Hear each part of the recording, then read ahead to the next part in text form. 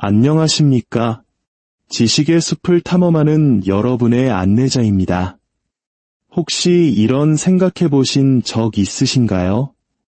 왜 아무리 열심히 일해도 삶은 좀처럼 나아지지 않는 걸까? 왜 부자는 계속 부유해지고 평범한 사람들은 항상 제자리 걸음인 것처럼 느껴질까? 이는 단순히 운이나 노력의 문제가 아닐지도 모릅니다.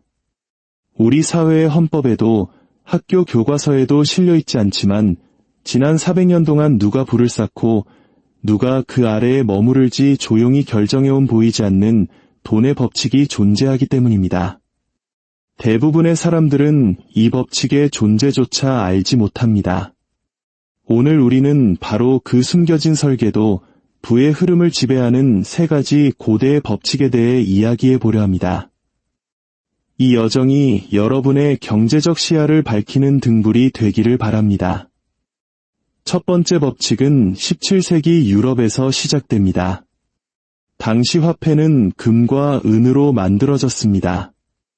왕과 군주들은 재정이 부족해지자 금화와 은화에 구리나 납 같은 저렴한 금속을 몰래 섞어 화폐의 양을 늘리기 시작했습니다. 처음에는 아무도 몰랐지만 곧 사람들은 어떤 동전이 순금이고 어떤 동전이 불순물이 섞인 나쁜 돈인지 구별하게 되었습니다. 여러분이라면 어떻게 하시겠습니까?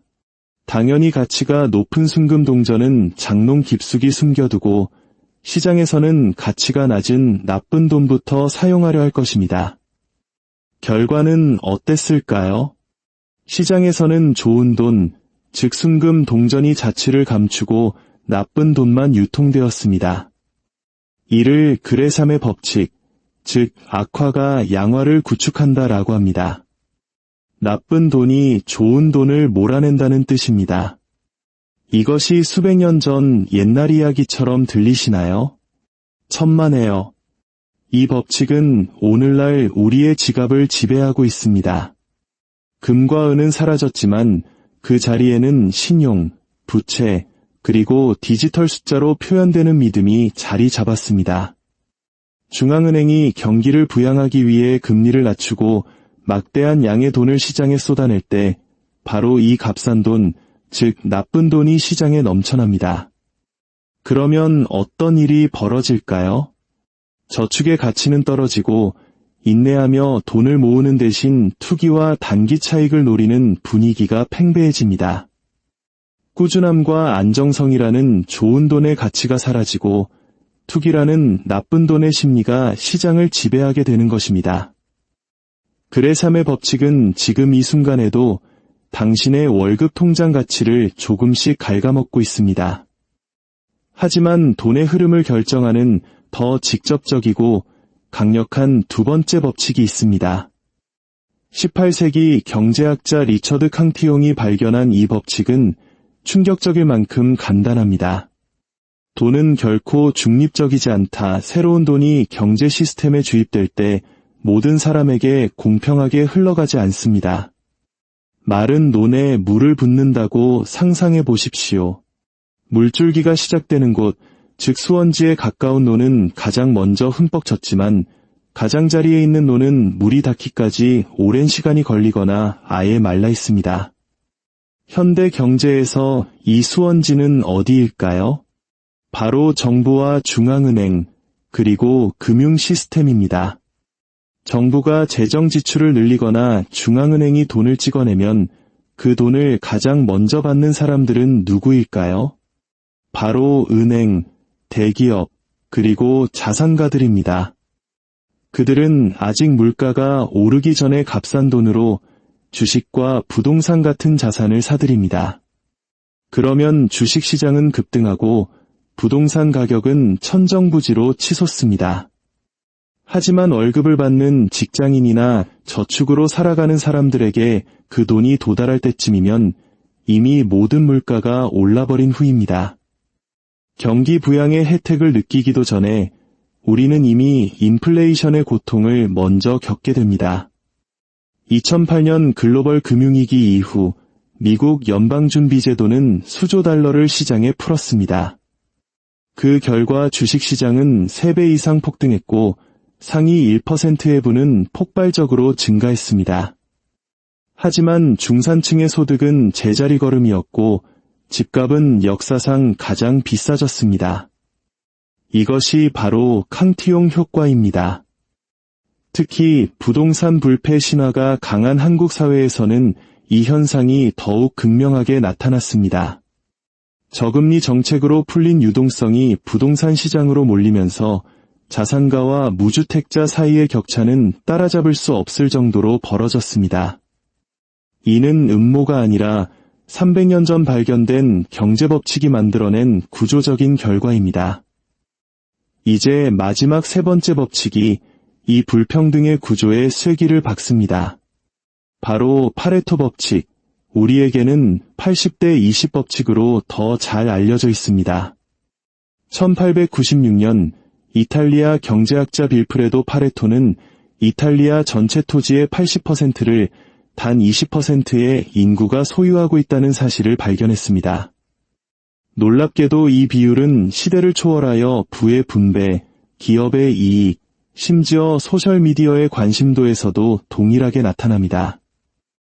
왜 이 법칙은 수세기 동안 깨지지 않을까요? 그것은 정책의 문제가 아니라 본질적으로 돈의 속성 때문입니다. 돈의 흐름을 이해하는 소수는 돈을 기하급수적으로 불려나가지만 그렇지 못한 다수는 인플레이션, 세금, 그리고 잘못된 타이밍으로 인해 조용히 부를 잃어갑니다.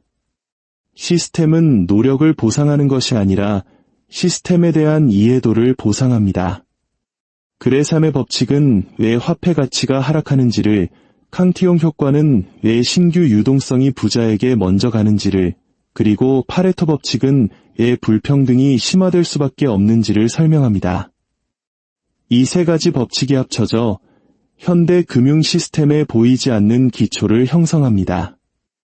이 구조는 너무나 견고해서 혁명이나 전쟁, 심지어 거대한 경제 위기조차도 그것을 완전히 바꾸지 못했습니다.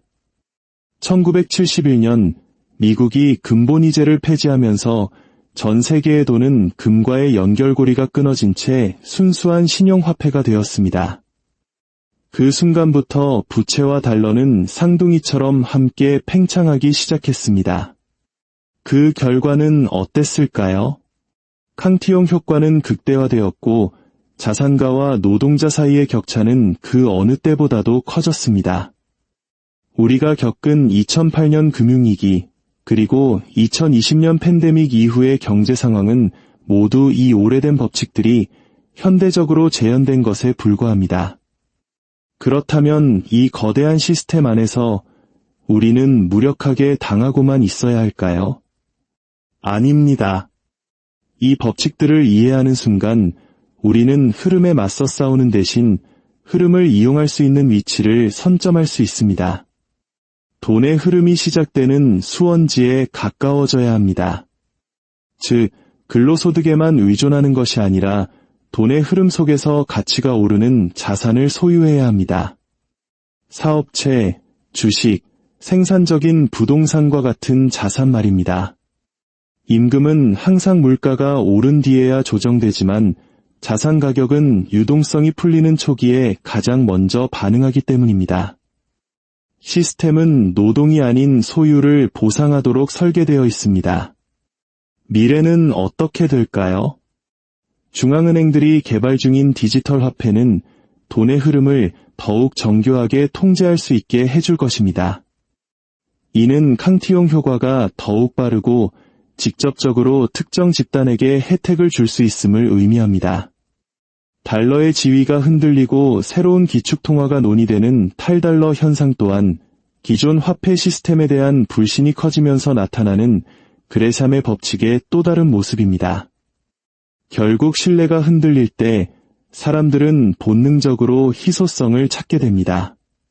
중앙은행이 무한정 찍어낼 수 없는 것들, 예를 들어 금, 토지, 그리고 공급량이 제한된 디지털 자산으로 눈을 돌립니다.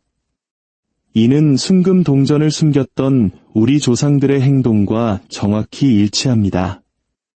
이 거대한 돈의 법칙 앞에서 우리는 선택의 기로에 서 있습니다. 시스템의 마지막 수혜자가 되어 인플레이션을 온몸으로 맞을 것인가, 아니면 시스템을 이해하고 흐름의 상류로 올라가 자산을 통해 부를 축적할 것인가. 이것은 비관적인 이야기가 아닙니다. 오히려 명확한 현실 인식에 가깝습니다. 당신이 금리, 정부 부채, 양적 완화에 대한 뉴스를 들을 때 당신은 더 이상 혼란스러워하지 않고 수백 년 된 돈의 법칙이 작동하는 모습을 목격하게 될 것입니다. 번영은 원인과 결과를 이해하는 사람들을 따릅니다. 대부분의 사람들은 시스템이 아니라 자신의 직업만 공부합니다. 그러나 돈이 어디서, 어떻게, 누구에 의해 만들어지는지 질문하기 시작하는 순간 거대한 패턴이 보이기 시작할 것입니다. 우리는 또 다른 거대한 통화 실험의 시대에 살고 있습니다. 이 오래된 법칙들은 다시 한번 승자와 패자를 가를 것입니다. 이 지식을 먼저 배우는 사람은 먼저 적응할 것이고, 이를 무시하는 사람은 너무 늦게 깨닫게 될 것입니다. 이 영상이 여러분의 경제적 여정에 작은 등불이 되었다면 좋아요와 구독으로 더 많은 분들과 이 지혜의 빛을 나눠주세요. 돈의 법칙을 이해하는 것은 단순히 부자가 되는 기술이 아니라 돈이 만들어낸 이 세상에서 현명하게 살아남는 생존의 지혜이기 때문입니다.